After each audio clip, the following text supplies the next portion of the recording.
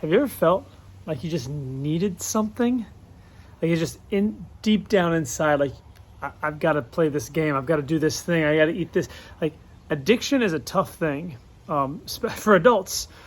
This next month, for the whole month of May in Northwest Kids, and actually all of Northwest, we're talking about addiction and what that can look like in our lives.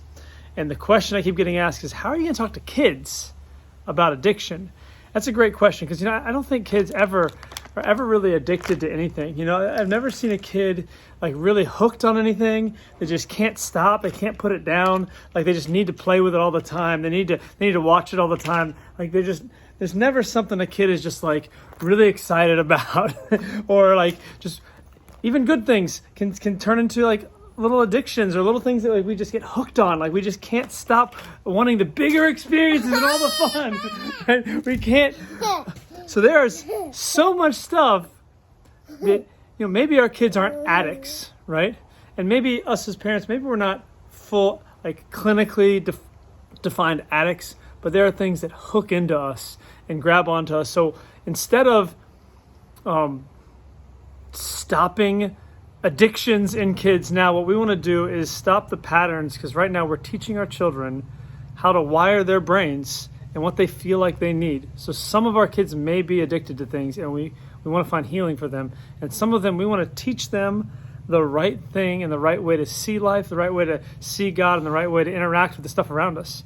That's hard because there's screens and social media and games and all kinds of stuff always at us. Yeah, TV all the time. I can wake up in the morning and say, I want to watch a show. And that can be our default, our go-to. And we want to find a way for our kids to be free from that need. And in Mark chapter 12, verse 30, 31, Jesus says, love the Lord your God. Love the Lord your God with all your heart, with all your soul, with all your strength, with all your mind. The second greatest commandment is just like it. Love your neighbor as yourself. These are the greatest commandments you'll find.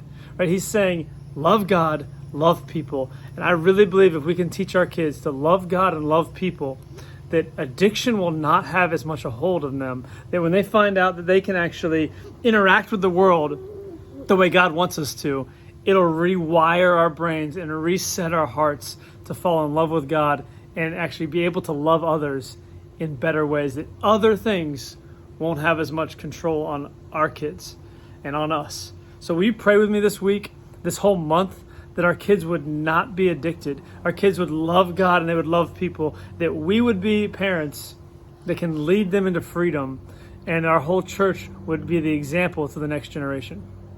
Love you guys. Bye.